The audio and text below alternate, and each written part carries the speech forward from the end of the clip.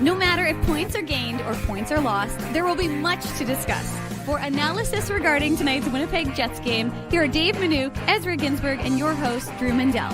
The Illegal Curve post-game show, presented by Play Now, the official sports betting partner of the Winnipeg Jets, starts now. Good evening, Winnipeg. Good evening, Manitoba. And for all those listening on our YouTube channel and our social media platforms, good evening, universe. I'm Ezra Ginsburg. We're here to break down the Jets' 5-0 loss to the Florida Panthers. The Jets are on a losing streak. A lot of people didn't think it was going to happen, but the Jets are on a 2-game losing streak. And without further ado, it's not Drew Mandel. It's not Dave Manouk joining me as the host. It's Liz Hood, who's joining us for the first time. This is historic. First time ever on the Illegal Curve post-game show. The first time, by the way, that we've ever had a woman on the IC post-game show. I mentioned that on this morning's show. So Liz, thank you so much for joining us. We appreciate you pinch hitting for us as Drew and Dave are out gallivanting. So how's it going? How does it feel to be on your first Illegal Curve post-game show? I'm doing well. I'm excited to be here. I have my room full of hats. I have a hat sitting on the floor. I was like, I can do my best Dave Manouk impression. You can put the hat on backwards here and pretend I'm like a regular here, but super fired up to be here. And we have lots to talk about today, unfortunately. So yeah, we have a lot to talk about. And yeah, John, Drew and Dave, I'm not really sure. Dave's at his significant other's holiday party. I'm not sure where Drew is. He might just be at Rumors. He has to spend some late nights sometimes at Rumors, or he might be out at a concert or something. I'm not quite sure. But Liz stepped in. So we don't really care about Drew and Dave at this point. We got Ezzy, we got Liz, and this is IC history. And we should mention Liz does an amazing job with Connor Hrabchak and sometimes Jacob Stoller with the Winnipeg Sports Talk Sunday Live, and also with the Winnipeg Sports Talk Deep Dive. I watched that this afternoon. You guys did an awesome job. I know that you guys usually focus on players, but with the red hot power play at, I guess it's going to be a little bit less than, what was it at, 41 or 42%? They only had two opportunities. There weren't a lot of power plays for either team tonight, even though the penalty march was crazy at the end of that game with Nemesnikov after that kind of reverse hit from Jesper Boquist. But yeah, you guys did a great job on the most recent deep dive. So go check that out on the Winnipeg Sports Talk YouTube channel. And yeah, just excited to break down this game, even though it's a loss and some fans are a little bit upset. But I don't think they're going to be too upset, Liz. The Jets are still 15-3. Yeah, absolutely. And I mean, you take it all in stride. And I think these games, while you don't want to see your team lose 5-0 ever, these are good times to learn about what these losses look like and what your team is doing wrong and stuff like that. So obviously there's no need to kind of call 911 or ring any alarms or anything like that yet, but it's a good kind of learning curve. And, you know, they have 2 days off now, which they haven't had a lot of rest in the last couple of weeks or anything like that. So there's definitely some time to regroup, and they get to look for their own sense of vindication on Tuesday, right? Not very often do you get to play a stinker against a team and then look to make up for it in such a short period of time afterwards. So they definitely have some time, and I'm assuming we'll see them come out on Tuesday with a little bit more of a jump in their step. Absolutely. And, you know, we're going to get into the goal-by-goal recap and the Play Now game recap. But, you know, just looking at this game, I mean, it was ugly from not start to finish, but there was a lot not to like in this game. I mean, the Jets did not generate a lot of offense in any of the periods. I had to double check on Natural Stat Trick. The Jets only had 3 high danger chances all game long. Like, it's like one of those games, Liz, where if you looked at the shots, you would say, oh, this was actually, you know, more even of a game than the 5-0 score would indicate, but it really wasn't. And, you know, you heard this a lot on the broadcast. John Garrett mentioned it several times that, you know, the Jets didn't have a lot of traffic. I just didn't think that the Jets had a lot of sustained pressure. Like, there was, aside from Nikolai Ehlers, who led all players with 5 shots on net, including 3 in the first period, right? He had some grade A scoring chances. But aside from the Nemesnikov, Ehlers, Perfetti line, like, they're just like, where was the offense tonight? The dangerous offense, I should say. Yeah, no, I struggled with watching this game because I got to give my flowers to Paul Maurice, because he kind of set this game up in a way that the Winnipeg Jets kind of beat themselves. Florida had a pretty strong forecheck, in my opinion, but then they would back off and almost set up in a strange looking 1-1-3. And they had a huge trap on that blue line that the Winnipeg Jets could not for the life of them penetrate. And it was really strange because oftentimes when you see teams playing such a conservative defensive system, they're not forechecking super well. But the minute the Winnipeg Jets gained possession of the puck, Florida backed off, and it was like, okay, there's a little bit more room to break up the ice. Hayden Fleury, for example, I think had a couple of good stretch passes because there was a little bit more room in that D zone. But then the minute they were on their way through into the offensive zone, the puck died, and it was, oh my gosh, it was giving flashes of some COVID Jets hockey that I was not super thrilled to see. Yeah, and I thought, like, and I hate to single out one D pair or one forward line or anything like that, but like Neil Pionk and Dylan Sandberg have been like the poster childs for consistency this year, right? Like along with there's a lot of examples. I mean, the top pair of Josh Morrissey and Dylan DeMello as well. I mean, like sometimes you have to just say that this was an example.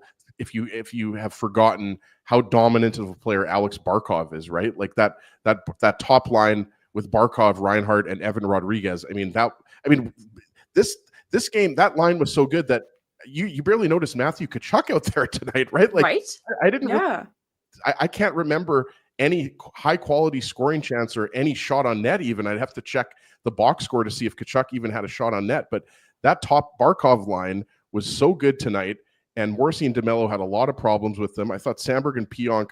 We'll get into the goals. I think it was I forget if it was the third goal or the fourth goal where Sandberg coughed up the puck. But that pair I thought had a lot of trouble tonight. And just overall, I thought, the Jets were, too slow, giving the Panthers the blue line too much.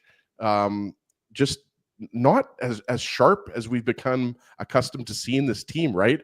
And that's a credit to, the Panthers, right? They lost those 2 games to the Devils, so they were desperate. They needed to have a strong bounce back on home ice. But I agree with you that the Jets were, it wasn't the high pressure forechecking team that we've seen. Aside from Ehlers, the Jets look slow, and they're going to have to make some adjustments here because the Panthers really took it to them tonight. Like that game was not close at all.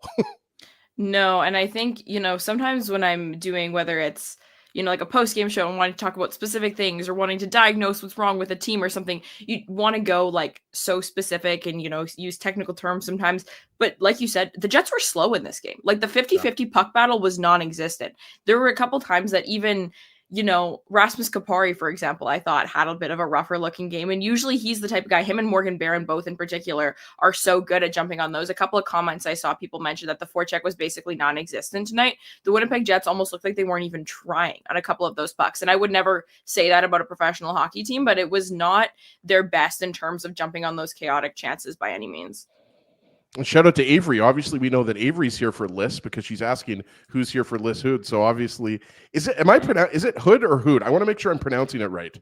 It's Hood, but okay. You know what? I've heard it pronounced a million ways. So, and theoretically, it's French, so you could call it Hood if you wanted to. So, but I say Hood. So. Well, I don't know if you know this. I have a French immersion diploma, so je parle français. So from Kelvin High School. Both. Yeah, there we go. So I just want to make sure I'm pronouncing it right because my daughter's name is Ariella and she gets Ariella all the time. And my sister's name is Gillian with a hard G and she gets Jillian all the time. So I'm very careful. If I ever saw Gillian, I know a couple of Jillians spelled with a G and I would never call them Gillian. So that's good to know. Next time I run into your sister. Yeah, I'm pretty sure she's the only Gillian. I've never met another Gillian, but I don't think I've talked about my sister as much as I've ever talked about her on tonight's post-game show. So Gil, you're getting a nice little shout out on the show. There's no way she's watching. She's probably in bed now. She goes to bed fairly early, but we got interim coach saying bonjour. So, we'll maybe incorporate a little French into tonight's show if you want, Liz. We can talk about, French Winnipeg Jets. I have to chat with Radio Canada pretty frequently because it doesn't seem like there's a ton of French coverage for the Jets in this province. So no, careful because they'll hear you and they'll come calling. Absolutely, weekly. There should be more as far as I'm concerned. So bring back Pierre-Luc Dubois, am I right? Yeah, well, I think he's actually working at Home Depot tonight. So. And he's still looking for a second goal with the Washington Capitals. But we actually had Stephen Wino on this morning show, and he was talking about Dubois, and he's saying he's actually hasn't played that bad. Like his shooting percentage is like, I don't know, 7% or something, like just something ridiculous. But we digress. Let's get back to the Jets Panthers game here. Just talking about going back to that idea of the Jets looking slow and against the Lightning too. Like I don't know, is the schedule catching up to them? I know you'll never hear that you'll certainly never hear that from any of the players or the coaching staff, but I don't know what it was tonight. But like, you made a good point when you were talking about, the Panthers seemed to just kind of slow the game down a little bit for the Jets, and the Jets weren't able to ever counterattack or kind of adjust to that. And we just didn't see, like, it wasn't the normal Jets team that you saw. And we have to remind ourselves, this is the defending Stanley Cup champions, right? Like, it's not like this Panthers team is a weak team or anything like that. I believe they're only, I think they're still first in the Atlantic, or if they're not first in the Atlantic, they're close to first in the Atlantic. So like, you have to give them credit for that. But and on the 5 goals, like, Hellebuck had no chance on any of these. Like, they were just, like, when you talk about, the first goal that was scored, I mean, that goes off of Samskovich's, like, it's shot off of him. On the second goal, the Nate Schmidt goal, he just comes in off the blue line, and he's kind of Johnny on the spot. Obviously, the Evan Rodriguez goal, that's just a hack and whack in front of Hellebuck, right? Like, there were actually 5, I counted, there were 5 Jets back, and, Evan Rodriguez it was, I think, Kyle Connor who just couldn't get a stick on him. So, I mean, was it effortless? Like, I don't know. Like, I don't know how to break this down. Can you just say, like, this was a more desperate team, a good team beating a team that wasn't prepared? Like, I'm not sure how you kind of sum this one up. Yeah, I don't know. I think one thing, though, I will say, before the show started, I saw a couple comments like, hey, what do you think of these last 2 losses? And I think these are very different losses. I think, last game, the Winnipeg Jets, and you guys spoke about it pretty extensively, like, it was just not their game. They were not sharp. There was a lot of issues, and Tampa capitalized on the chances that the Winnipeg Jets created, those erroneous plays that were not forced. Today was a different game. This looked like a team that had the book on the Winnipeg Jets, in my opinion. And while Paul Maurice has been gone for a while, and there has been some coaching turnover since his departure, a lot of these players are still the same. Nikolai Ehlers is still Nikolai Ehlers. Mark Scheifele is still Mark Scheifele. And the Winnipeg Jets, in general, struggle with 5-on-5 zone entries, like, with a team set up in a nice trap or anything like that. Like, the Winnipeg Jets, we see their best hockey when there's a little bit of chaos and their quick players are allowed to jump on those pucks, get those on-man rushes, capitalize there. That's the type of hockey that, Winnipeg does a better job when they get to play. Colorado didn't let that happen in the playoffs last year. And, that was another team that had the book on the Jets. And that's what I saw tonight. This is Florida Panthers team.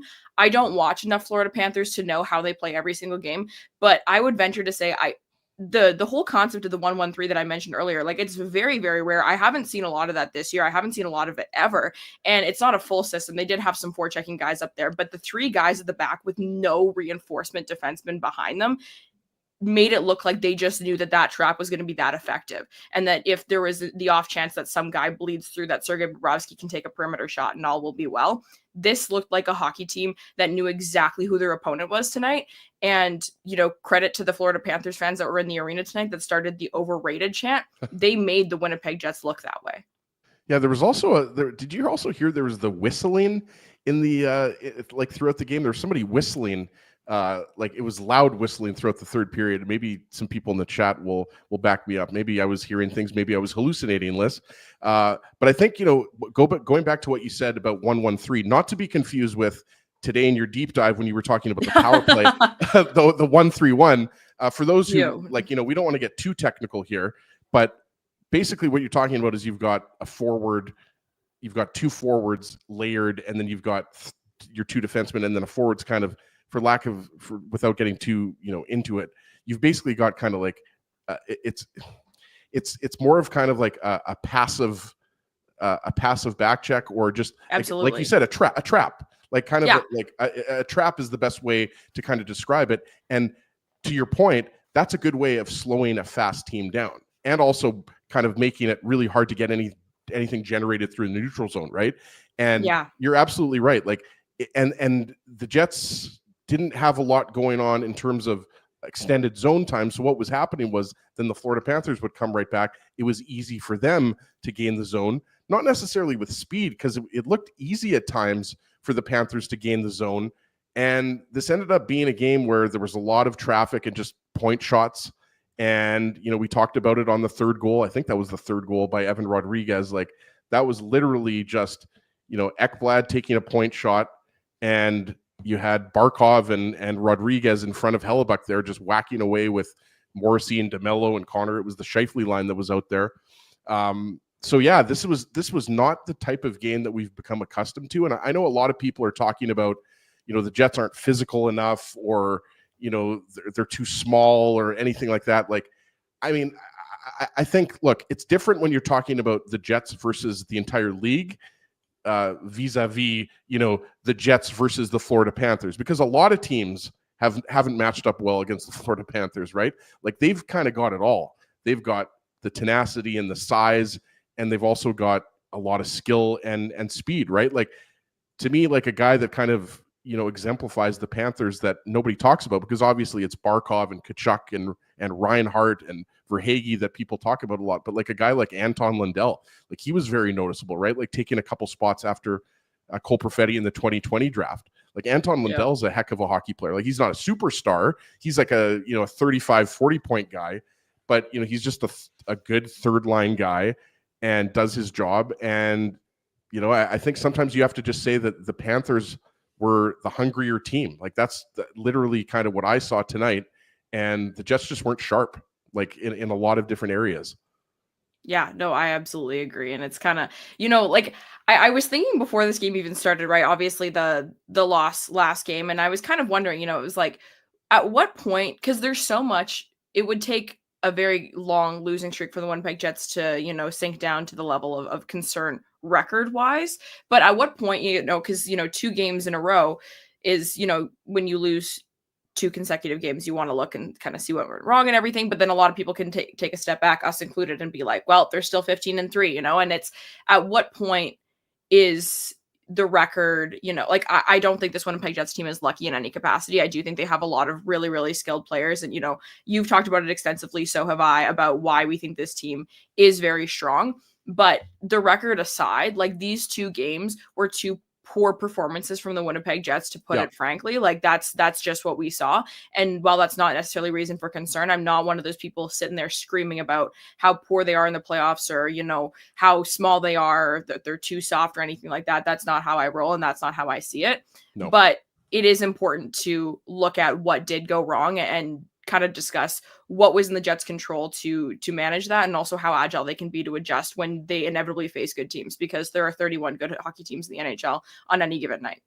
Exactly. And a perfect example, like, this game was already 5-0. It was over when Pionk had the hip check on Boquist. Were you okay with that hit, by the way? Like I know loved it. Nothing wrong with that. So clean. Yes. No head contact whatsoever. I agree. Yep. Guy had the puck. No problem with that. Yeah, and it happens that, he catches him in the leg or like the lower body, but he's got the puck. So I agree with you. It was a clean hit. And it's funny because Pionk was looking over there and kind of looking at the Panthers, kind of like giving the look like, that was a clean hit. Like, what's wrong here? Like, there was nothing dirty about that. And then they started to go after him the next shift, which I thought was kind of funny. And then you saw the Nemesnikov and Boquist go at it after we talked about the Boquist reverse hit, which, some people have. I didn't have a problem with that, and he didn't get a penalty on that play either. So to your point, and also, Liz, the Scheifele Ekblad fight, like, that fight has absolutely no impact on the game at all. Like, that's just 2 frustrated guys. That's just Scheifele frustrated because he knows this team's going to lose his 2nd game in a row, right? So to your point, like, you can't say that, the Jets are, soft or anything like that. Like, they have guys that can mix it up. Adam Lowry can drop the gloves. Dylan Sandberg can handle himself. When Logan Stanley's in the lineup, he's a guy that, is formidable. So I don't think it's that. I think the Florida Panthers kind of beat the Jets at their own game, right? Like, the Florida Panthers took it to the Jets. And we haven't seen a team, I think, maybe with the exception of that Leafs game, we haven't seen, or maybe Colorado, in that Colorado game, we haven't seen a team kind of dominate the Jets kind of, from through 3 periods. Like, it wasn't, obviously the second period, the Panthers had 3 goals, but it was a 60-minute kind of smackdown from the Panthers tonight.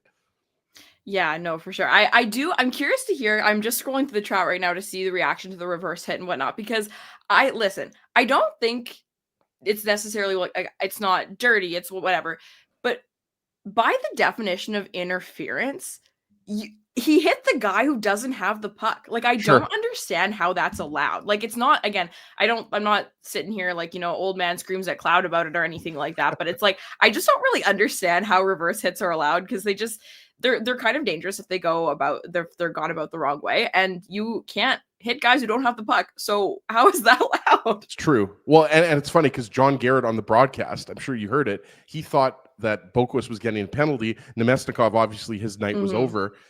So he was surprised. So obviously if he was surprised, then we weren't the only ones, right? So I think, they did a good job of making sure that game didn't get out of control, because obviously there was a lot of extracurricular kind of stuff happening after the whistle. And we know that there's a game coming up on Tuesday in Winnipeg. So these two teams kind of, that's all that is, right? It's kind of trying to get a little bit of an edge, trying to, get under the skin of the opponent, trying to give yourself, something to maybe carry into next game and give them something to think about.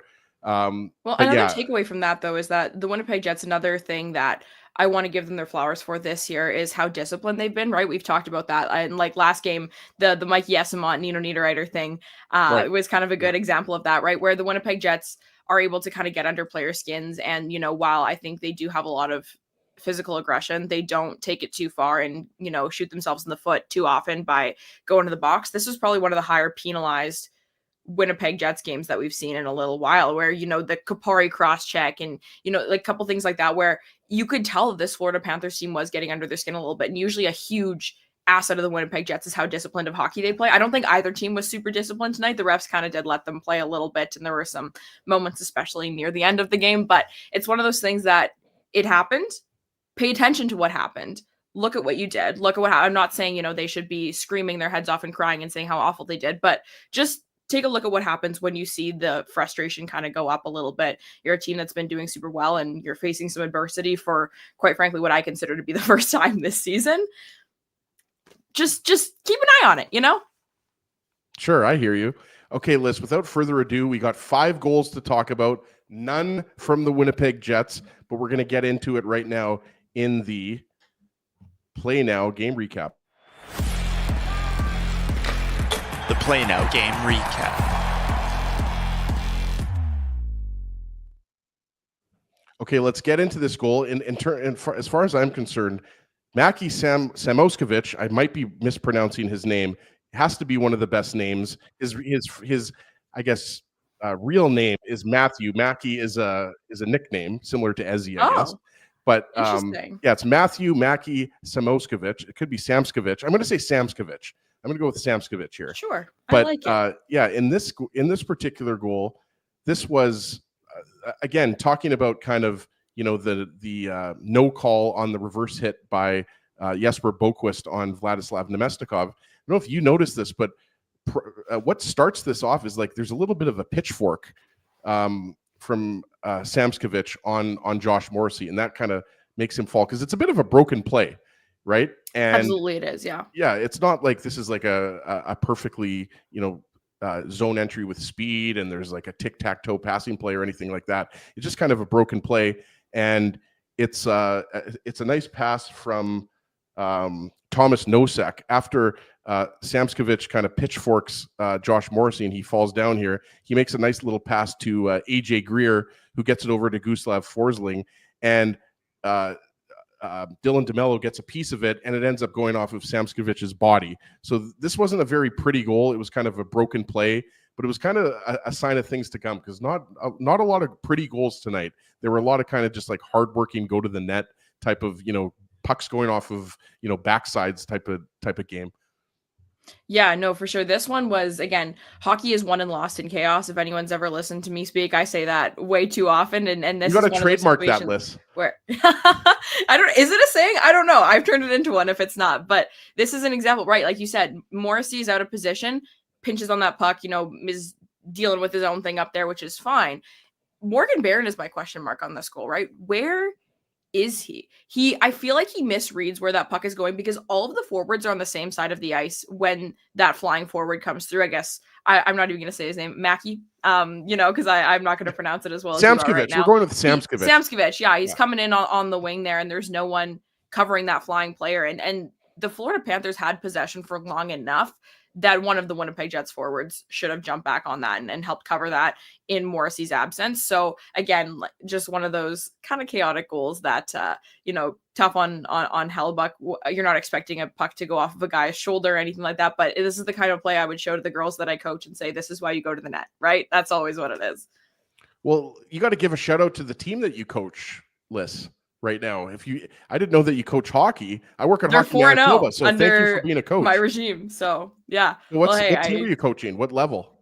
I'm coaching U11 girls, so out in my local area here, and they know puck. They're pretty good. Like a couple of them have a pretty wicked shot. I'm having a lot of fun with them so far. So we're having a really good time. Did some post-game media last weekend for a local news story that's coming out. So we're having a really good time. Okay, so it's St. Eustache and it's the Jets, right? Yes, with an asterisk. St. Eustache is implementing a new women's program that's in collaboration with a neighboring hockey association. So together we're called the Wolverines. No geotag associated with it. So St. Eustache Jets still exists for some of our co-ed teams that play just out of Stemma, the St. Eustache arena over there. But we are called the Wolverines for the girls, and we are purple. Wolverines. So I got my nails done for them for our upcoming hockey tournament this weekend. So they're going to be very excited. Well, I work at Hockey Manitoba, so maybe we're going to have to do some, promoting your team. I need to get my coaching too done. So. Okay, yeah, get certified. The deadline's December 1st. So make sure that you get certified. But yeah, I wanted to get that shout out in there for you. But yeah, that's awesome that you're coaching. Coaches are having lots of fun. Yeah, they're integral. So that's awesome that you're off to a 4-0 start. And yeah, to your point, that was just, that goal there was a lot. I don't know if you want to call it a breakdown in coverage.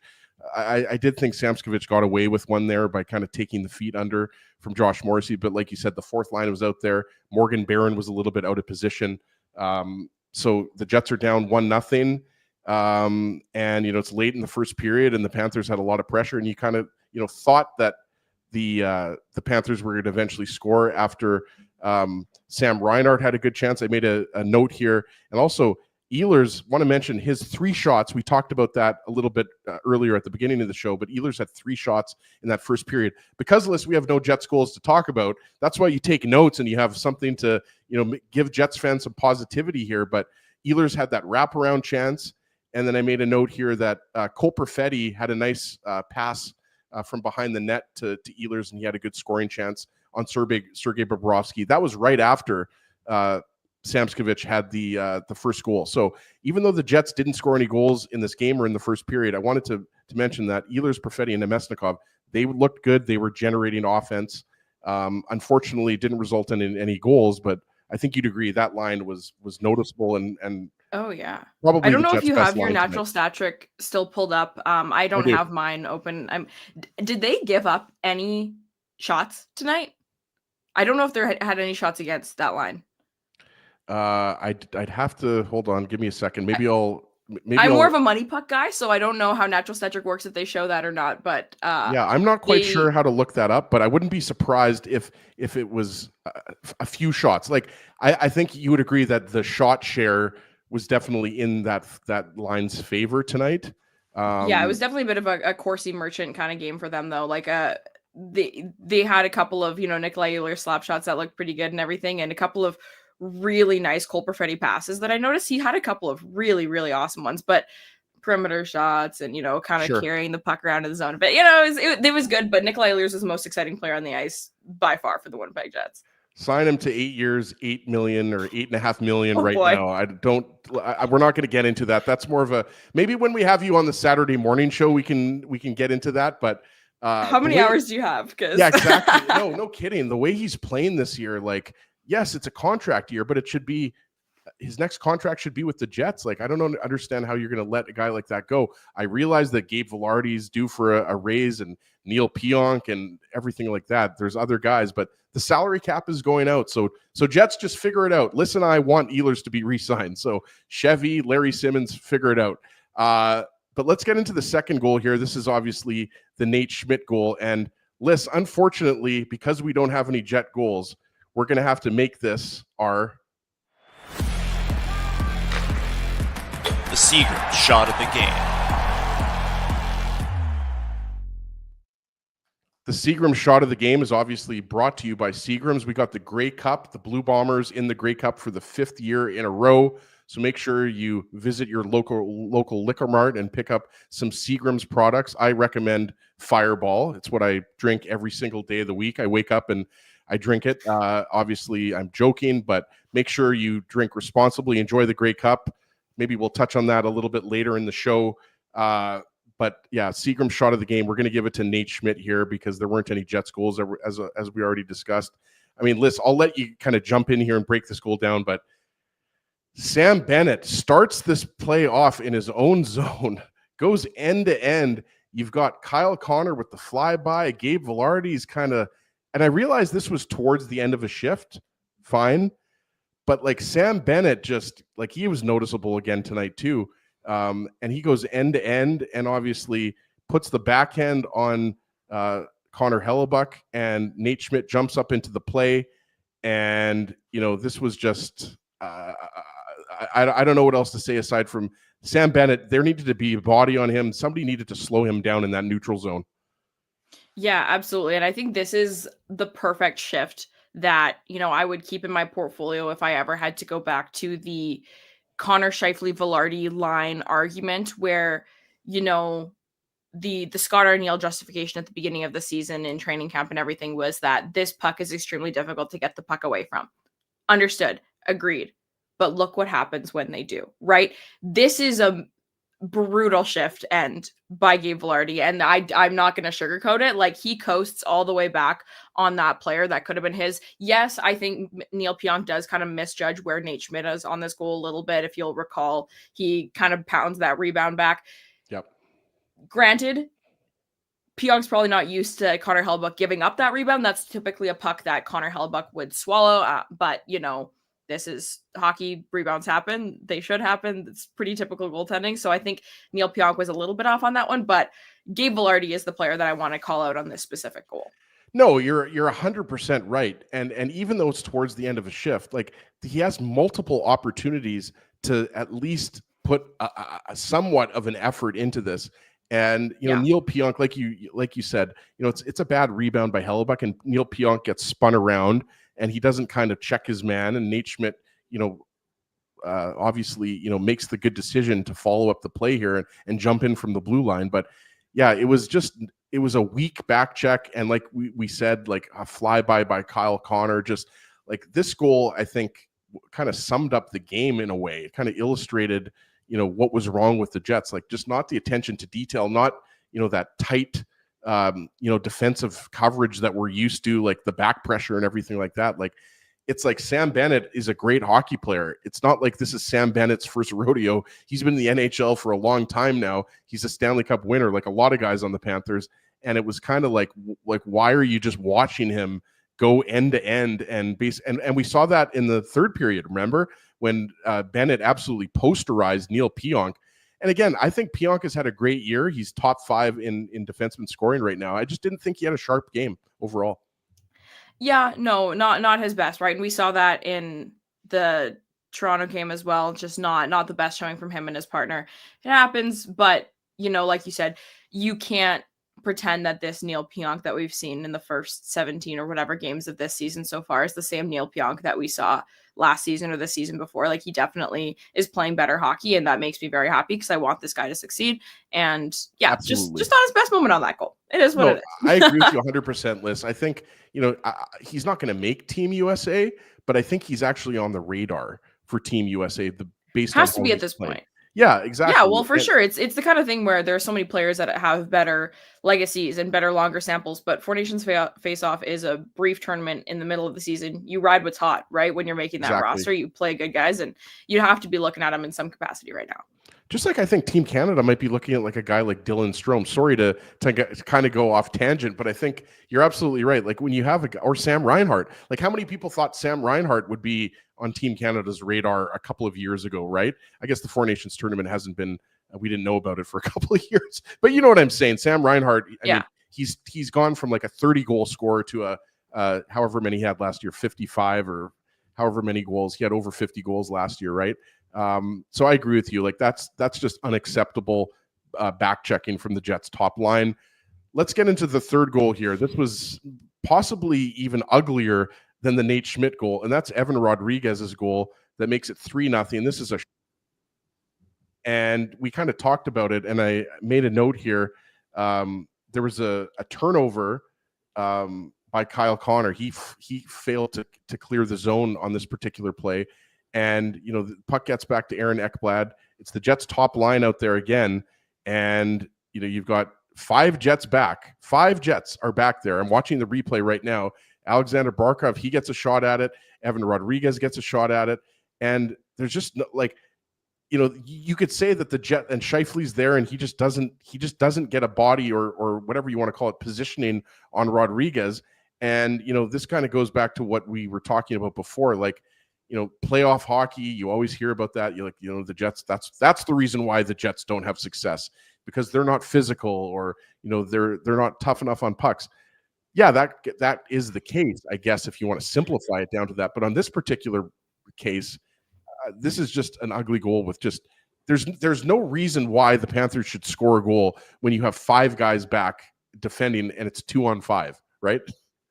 Yeah, exactly. And it's one of those things where I have to catch myself sometimes because I do sound like a little bit of a hypocrite. I love it when offensive players cheat for offense when the situations allow. Mark Scheifele tries to fly the zone a little bit too early, right? You said the Kyle Connor turnover here. Mark Scheifele is too far back, coasts in a little bit like he sometimes does. And like you said, he's there. That's the most frustrating part of this goal for me, is that he's there. And that's the type of goal. And I'm pretty sure they mentioned it on the broadcast, and I'd have to watch the clip again, but that's one of those look up to the heavens goals afterwards. Cause you're like, oh my God, how did I make that? How did I let that happen? Right. Cause he was there.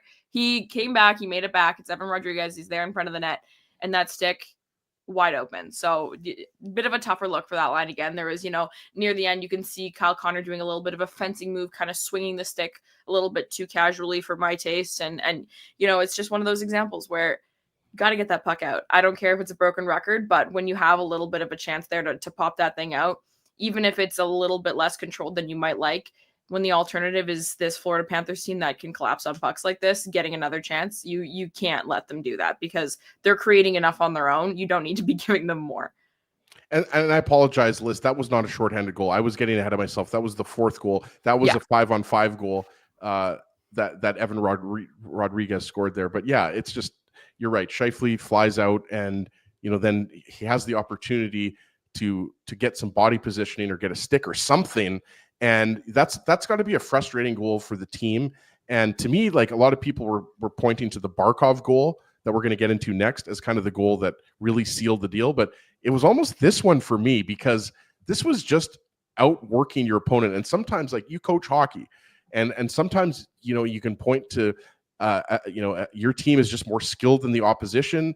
Sometimes you can just say, like, we outworked them. And that's hockey, right? Like, hockey is not a game in which you can just look at 2 teams on paper. Sometimes it is, but sometimes it isn't. And to me, this was a perfect example of, like, we talked about on the Nate Schmidt goal, where Sam Bennett it's like a Sunday skate and nobody touches him through the neutral zone. And he just goes from end to end. Gabe Vilardi is happy just to let him skate by him. And, that's effort to me. That is complete effort. So on these 2 goals, the effort just isn't, it's not sufficient. Like, it just isn't. And that, Scott Arniel and the coaching staff, like, they're going to be all over their team on this. Like, this, to me, I agree with you, Liz. This was not the same type of loss as the Tampa Bay Lightning game. This was much worse. And I'm not saying that the Jets are going to go on like a 7-game losing streak or anything like that. I could easily see the Jets bouncing back and beating the Panthers like 6-2 on Tuesday or something like that. Yeah, this was by far the worst game of the year for the Jets. And I think you tip your hat to the Panthers because they're the defending Cup champs for a reason. But you also have to say that, like, this just wasn't the Jets' night, and they have to kind of look at themselves in the mirror and say, okay, we're still 15-3 here, but that was a stinker. So let's get into the 4th goal by Alexander Barkov. This is when Aaron Ekblad took the minor, and this is kind of when things really got out of control. And, like, there's a turnover in the Jets zone, and okay, so that's one thing. But the 2-on-1, I think, is played okay by Josh Morrissey.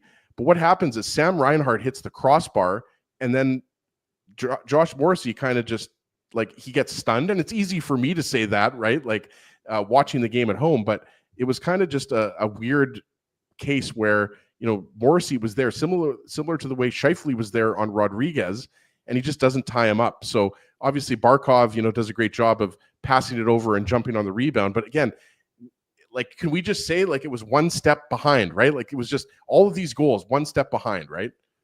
Yeah, for sure. And I mean, I think all things considered, of the 5 goals tonight, this is probably the one that I am the least concerned about, in the sense of like, what an anomaly. Shorthanded break. Josh Morrissey plays it pretty well. Brutal crossbar. Another goal off of a body part that's not a stick. You know, like it's kind of just one of those that if this happened in any other game, I wouldn't think too much of it. The fact that it happened in a game where the Jets were constantly, like we've been saying, a step behind and everything, it's like, come on, guys. Come on. Like, this is supposed to be your one chance. Like we talked about earlier. You have the 41% power play or whatever it is after the New York game. I haven't checked since, after the Tampa game. It's like, man, like that sucks.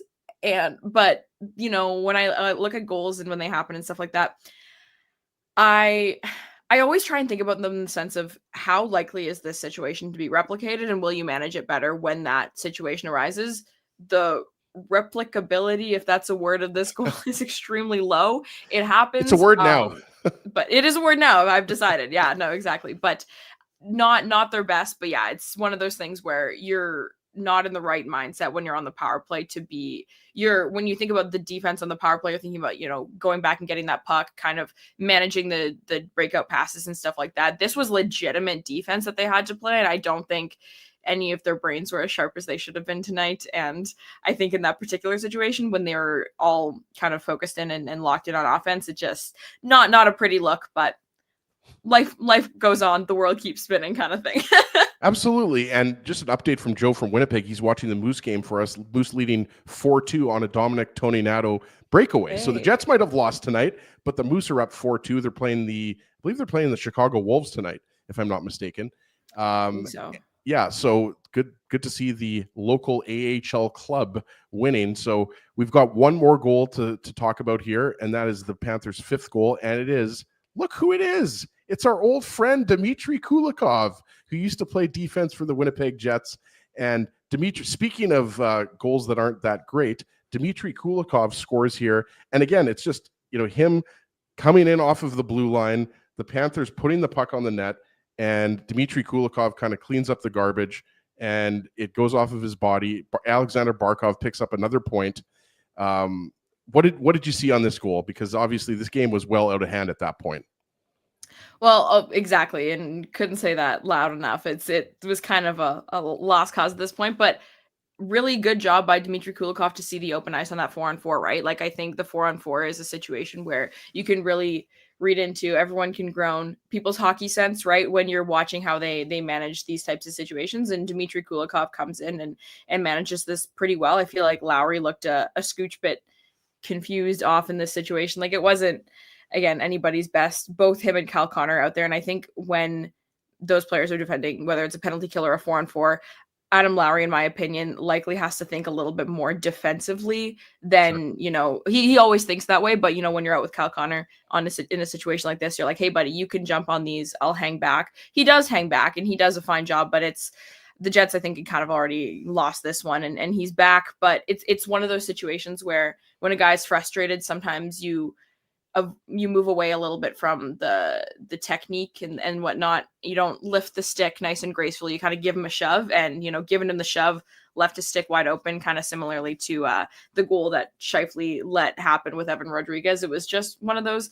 Good job by Kulikov to get into that back post position there. Lowry, tie up that stick next time, buddy. Sure. Game's over. Oh, no, well. I think, no, but honestly, Liz, I mean, you know, hockey, you break it down really well. Like this, again, this is, to me, attention to detail and effort. Like that's what a lot of these goals, like, these are not pretty goals, right? Like we talked about it. What does this go off of Kulikov's wrist? Like, I don't know. Does it go off of his chest? Like, Barkov just puts it on net, and Kulikov goes to the net. And also, Barkov has way too much time to walk in there.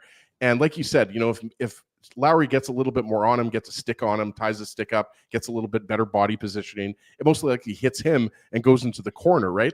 Like it was just, to me, too loose on the defensive coverage. And that's just, I don't know why Kyle Connor on that one is kind of slowly creeping up to the other defenseman when one of the guys, and it's like you said, it's Barkov of all people is coming in hot down the wing there. And like, there's options. Like, why are you kind of coasting up in the middle there? At least try and like block the shot or something. I don't really, but again, yeah, I don't know how locked in everybody was at this point, which is something I do kind of want to bring up ever so slightly, is just that, for example, in the Dallas game that the Winnipeg Jets played so well on Saturday, I was like, oh, you know what? It's fine. That third period wasn't their best. Dallas had some good pushback. Kudos to them.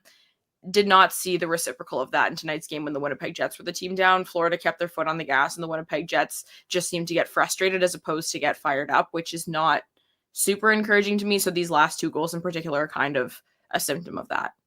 Yeah, no, I think you're absolutely right. And I think, you made a very astute point on, I'm not sure if it was Twitter or Blue Sky. I follow you on both lists, and obviously there's big changes happening in social media, because this was like the week of the jump to Blue Sky, right? Like Dave Minuk has been on Blue Sky for like, I don't know, I don't want to say a year, but he's probably been on Blue Sky for like 6 months, 8 months, and he's been talking about it. And I'm like, I can't handle any more social media. But obviously, right? Can anybody handle Twitter anymore? Like, what is Twitter? Like, I think everybody's jumping ship. It's just out of control. Elon, I think, has gone too far. He's gone mad.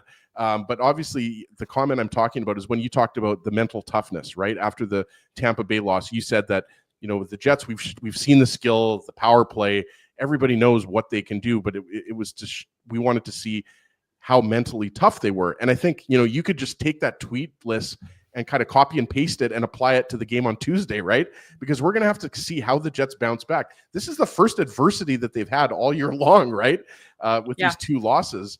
So it's going to be, I think, a fascinating game at home. We know the Jets, have only lost the 1 game at home so far this year. And, they've been very good and solid. So that's the bet. That's the Play Now game recap brought to you by Play Now. And we want to say a shout out to our friends at Play Now. Learn to bet with Play Now, the official betting partner of the Winnipeg Jets. Sign up and get up to $250 in bonus bets. Conditions apply. 18+. Enjoy responsibly.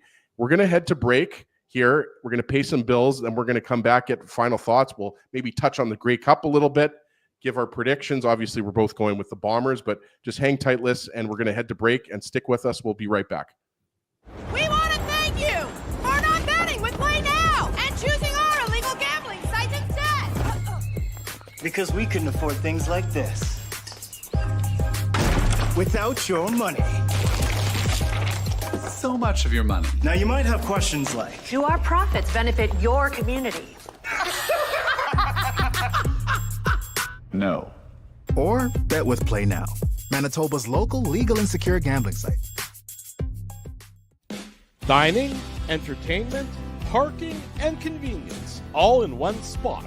City Place is located in the heart of downtown Winnipeg, attached to the Canada Life Centre. Whether you're working, living, or out for a night in the downtown, make City Place your go-to destination before or after the fun finds you. Lunchtime, game time, anytime, visit City Place at 333 St. Mary Avenue, next to Canada Life Centre. Holt Dental, the new official dentist of Illegal Curve, has a philosophy rooted in 2 unyielding principles: genuinely caring about patients and providing outstanding service. Being a patient of Holt Dental means more than just checkups and treatments.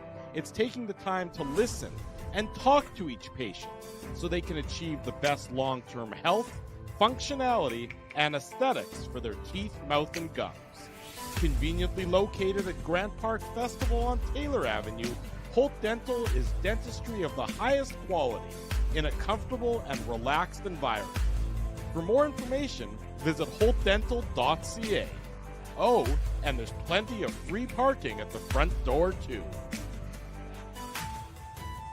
Celebrating its 40th year as Winnipeg's home for stand-up comedy, Rumors Restaurant and Comedy Club has recently been named Canada's top comedy club and a top 5 comedy club in North America.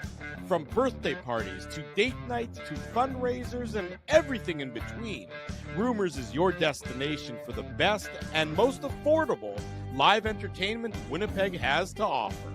For more information on upcoming shows, Rumor's incredible promotions, and to purchase tickets, visit rumorscomedyclub.com.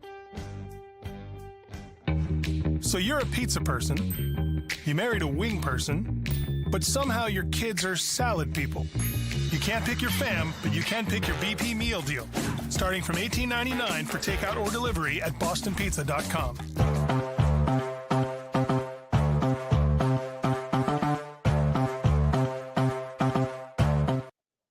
Welcome back to the Illegal Curve post-game show. It's the Ezzy and Liss experience. Dave Manouk, Drew Mandel have the night off. Hopefully they're having a great time. We've had a great time on tonight's Illegal Curve post-game show. We're happy that everyone has joined us.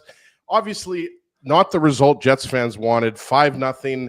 The Jets lose to the Florida Panthers in Southern Florida. It's the Jets' first losing streak of the year, Liz. It's kind of, it's weird. It's, we were talking about it a little bit before we went live, right before the show started. Sometimes it's easier to talk about losses. Oftentimes it is easier to talk about losses than it is wins, but it's also kind of absurd that we're surprised that the Jets have lost 2 games in a row. We're 18 games into the season here, and this is the first time the Jets have lost 2 games in a row. So I think that just shows you how crazy the start has been. Like I said on this morning show, the Jets could lose on Tuesday, they could lose to Pittsburgh and Nashville, and it's still a good start.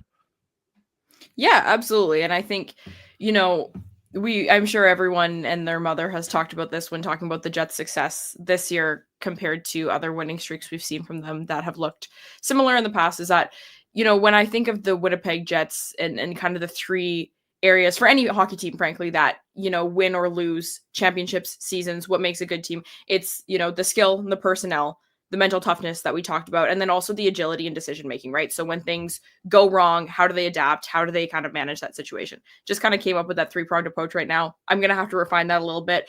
But with the Winnipeg Jets in the past, wasn't sure skill-wise.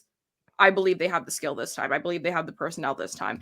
And decision-making and agility is something that I think they struggled with in the playoffs last year. And we've watched them use that to their advantage this year, shake up some lines, manage the special teams really well, and adjust when things aren't going super well. So that's what I'm looking for, with this losing streak, as we'll call it. So pretty soft title or soft result for a losing streak. This isn't anything like what we saw from them in March last year, thank goodness.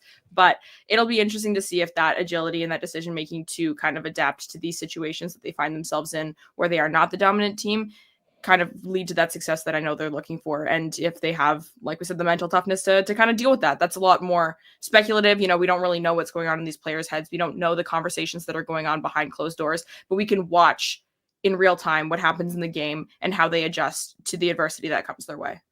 Absolutely. And they're going to have to make adjustments because this Jets team was not the Jets didn't look like themselves against Tampa Bay, but they really didn't look like themselves against the Florida Panthers. Uncharacteristic penalties. Obviously, we talked about Vlad Nemesnikov losing his temper, and rightfully so. I'm with you now. The more that I think about it, and I've looked at the replay, I think that should have been an interference penalty on Jesper Boquist. Obviously, he was fired up because he was the victim of a Neil Pionk hip check. I saw you post on X/Twitter about that. I agree with you. The Neil Pionk hip check is becoming like one of the things that he can pull out of his repertoire, once out of every 5 or 10 games. So that was a clean hit. And obviously we talked about Scheifele and Ekblad dropped the gloves. That was not a good fight, but it was somehow better than the Paul Tyson fight. I'm not sure. I saw that. That was a good tweet too. That was a good tweet. Man, oh man. What a thank you, Liz. disappointing. Look, every once in a while, right? I throw out 10 tweets and 1 out of every 10 is good, right? But I mean, this game just got out of control, and we talked about the Dmitry Kulikov goal that just kind of added insult to injury. I know this is a Jets post-game show, but I want to now focus on the Bombers and the Argos because obviously this is the 5th year in a row the Winnipeg Blue Bombers are going to the Grey Cup. I know you're a big Bombers fan, as am I. Drew and I actually had season tickets for a couple of years back in the day. We can't handle each other anymore. We don't really like to talk outside of a legal curve. I always say that. I hope people don't actually think that I'm being serious when I say that. But let's maybe get into predictions. What do you think the score is going to be? Obviously, we're going with the Bombers here and Mr. MOP Brady Oliveira, but are you thinking it's going to be a little on the lower scoring side? Because we know Toronto has had a lot of success shutting down the Bombers offense this year. Yeah, I don't know. And that's why I struggle with football. And anyone, if you've ever listened to me speak about the Bombers, I say the same thing every time. I struggle with football because in hockey, you watch the set plays, you know what's supposed to happen, then you watch the chaos ensue, and then you see how people react. In football, the play dies every 5 seconds. I'm like, whose decision was that? Did the offensive coordinator screw that up? Did the quarterback screw that up? Did the receiver screw that up? I can't tell. I don't know. So I watch, and from my eyes, last game, Kenny Lawler and Brady Oliveira were on fire, and I don't see that slowing down anytime soon. Like you said, Toronto has managed the Winnipeg Blue Bombers really well this year, so it'll be interesting to see if they diversify their options, if they put a really good hit on Kenny Lawler, for example, and he's not a viable target the way the Bombers want him to be, how they are able to adjust. But I'm not going low scoring. I think this Bombers team has a fire lit under their bellies. They know that a couple of their core vets who have been part of this huge, incredible, impressive run these past few years are kind of on their way out. We have Big Hill, Jefferson, who could be nearing the end of their careers, Caleros as well. I think this team puts it all out there tomorrow, and I'm going to go with like a 35-21. That's okay. That's okay. I like it. They win by a couple with touchdowns. 2 Kenny Lawler touchdowns. Okay, 2 Kenny. Yeah, well, Kenny Lawler is one of the best receivers in the league, and I like what you said about the Bombers having a fire under their belly. I absolutely think the Bombers are winning this game. And yes, we're biased. We're Bombers fans. We're proud Manitobans. But yeah, 35-21. Okay, I'm going to go a little bit lower scoring. I'm going to go 30-22. I'm not exactly sure how I got there. If there's an extra point or something like that, or safety, a field goal. Fun, 2-point safety. But I'm going to go 30-22. But I don't think it's going to be as low scoring as some people are predicting. But I think the Bombers are absolutely going to win. I think Brady Oliveira is going to have an awesome game. We know what he can do. Was it even really close for the MOP this year? I don't know how close it was. I don't follow the other teams as much as I follow the Bombers, but Brady Oliveira is the man. I have a lot of confidence that he's going to step up. And Zach Caleros, obviously, we know that he's done this. He's won 2 Grey Cups. He's the man. So I think the Bombers are going to win. So we'll see who's a little bit closer, Liz. But I want to thank you so much for stepping up in the absence of the normal host, Drew Mandel, and my confidant, Dave Manuk, who are both taking the night off. I really appreciate this. And the thing is, Liz, there's a problem, though. You did such a good job. We're going to have you on again. We're going to have you on the Saturday morning show once. We're going to have you on a post-game show if you're willing to add or join us. And I want to give Liz another shout out for the great job that she does on the Winnipeg Sports Talk Sunday Live and the deep dives. Because I think that you guys started, if I'm not mistaken, did you guys start with Colby Barlow? Yes. Yeah. So Colby Barlow was the first one that you guys did. And I think you guys were about a half dozen in, right? I know that you guys did Braden Yeager, Brad Lambert, if I'm not mistaken. You did your homework. Yeah, absolutely. And then a couple of Jets players as well. So look, Liz, there's a reason why I think I've told you this, or I told Connor this and Stoller this, Jacob Stoller, who writes for Sportsnet. You guys are the young guns of Winnipeg sports media. Like, we're old guys. We've been doing the Illegal Curve show for 16 years now. You guys are the young guns, and you guys have made a name for yourself because, first off, you're hilarious on social media, but you know your hockey, and so does Jacob, and so does Connor. Well, Connor is just, he's a superstar. There's not enough time to talk about all the good stuff that Connor's doing with Illegal Curve and Winnipeg Sports Talk and Level Flight podcast. But I thank you for joining us today. And we'll have to have you back on. And I want to give a big shout out to our sponsors, Rumors Restaurant and Comedy Club, Holt Dental, Boston Pizza, Play Now, the presenting sponsor of this show, Seagram's, and City Place. We're going to be at City Place. I'm not sure if I'm going to be there for sure, but Drew and Dave will definitely be there. City Place Tuesday for the pregame show. I think we're starting that at noon. The Jets and Panthers, the rematch. And then also, Liz, I'm not sure what you're doing next Friday night, but we're going to be at Boston Pizza on Taylor for the Jets Penguins game. We're going to be doing the Illegal Curve watch party / post-game show. So if you're in the neighborhood and you're looking for a place to watch the Jets-Penguins game, that's for you and all of the people watching right now. You should come by Boston Pizza Taylor and check out the Jets-Penguins game and then stick around for the post-game show. Yeah, well, I mean, personally, I have a hockey tournament to attend to. I'll be out in Brandon for a AAHF sanctioned tournament, which I'm really excited about this weekend. So I will not be in attendance. So everyone who's here in the chat, thank you so much for being here. You guys will have to make up for it and show up and attend in my honor. All right, sounds good. We're gonna miss you there, but maybe we're doing a show every month, so we'll get you at Boston Pizza one of these shows, Liz, when you're not coaching Absolutely. hockey or you're not doing stuff for Winnipeg Sports Talk. So Liz Hood, I want to thank you again for joining us tonight. I want to thank everybody for watching and for everybody who's listened on the podcast. The Winnipeg Jets are defeated 5-0 by the Florida Panthers. The Jets have now lost 2 games in a row, but the good thing is the Winnipeg Jets are going to get a chance for redemption on Tuesday night when the Florida Panthers come back into town when the Jets kick off their homestand. So thanks everyone for listening. Go Bombers.